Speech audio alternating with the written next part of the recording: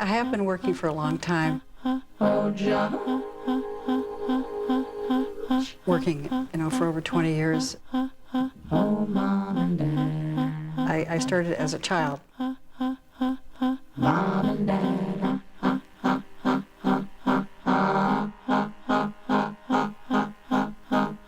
Somehow I needed to work physically. I needed to make things. So I took my bike apart, about 14 times. And then worked in the field next door to the house very seriously. As a child, for hours alone. So I had that need to make things and a strong need to create. So I managed late in life to go to college and get a degree. Oh, Mom and Dad. So I was an older student and I was just thirsty for learning. I loved it. I just loved it. I thrived there. I worked very hard, some people made, a couple pieces. I made 15, I just worked crazy. It took me 16 years to do that after raising 3 children. It was very cool that she wanted to go back to school, and she started at CCS, Center for Creative Studies in Detroit. That was really interesting. Everybody was like a free spirit. I remember thinking, wow, this is so different. My focus is public art, and so doing public art, doing large-scale site-specific sculpture is a unique expression, and it's like a niche. Not everybody can do it. I got my master's degree at Eastern Michigan University. I thought I was fabulous back then, but My arrogance, I think, got me to this point. But I had to kind of develop and grow, be critical but not too critical.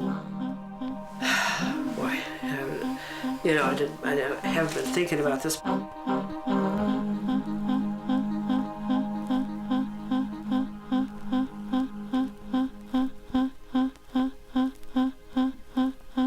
So hold me, Mom, in your long arms.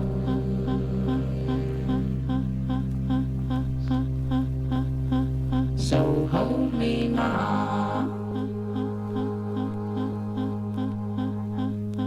in your long arms. Well, my motivation, I grew up in the 50s. In your automatic. The women could not do too many things. There weren't too many areas open for women. And I was a raving feminist. Electronic arms in your arms. I was raised to think that I was childlike, that I was inferior, being a woman. So society thought of me that way. Len probably thought of me that way, and I thought of me that way. So, so somehow I had to sort of jerk away from all this, break away from all this. Being with the man was dangerous. So often, in art history, at least when I was in art school, the book that we use, this main book, Gardner, it had not one single woman in the whole book. She took me on, the ERA March, Equal Rights Amendment.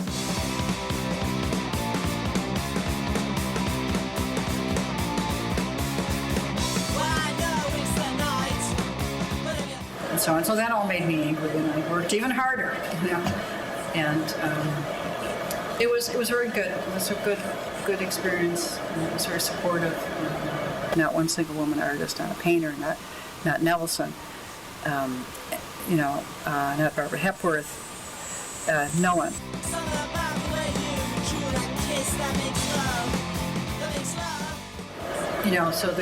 So it's still hard to find role models. Hard to find role models even as painters, but also as sculptors. So there was a lot of us that were in New York and Detroit that were angry about that felt they left not only women out, but also blacks out of the major, art history books. It was a blast. It was fun. It was like millions of women, and there were men there too, and had a huge impact on her. Huge. From that point on, that I just see the biggest change in her. That was really important. That was a period when the Guerrilla Girls were sort of founded. They would challenge. They wore these guerrilla hats, and they would challenge the New York art scene because there were no women artists in museums. There were no one-person shows of women artists. They were nowhere to be seen. They were not taken seriously. I heard stories from other women. It did not happen to me personally.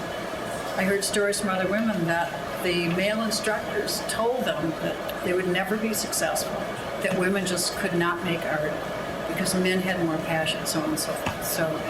So there were all these feminists. There was a whole time of feminism, the feminist artists, the feminist books written by female art historians and so on.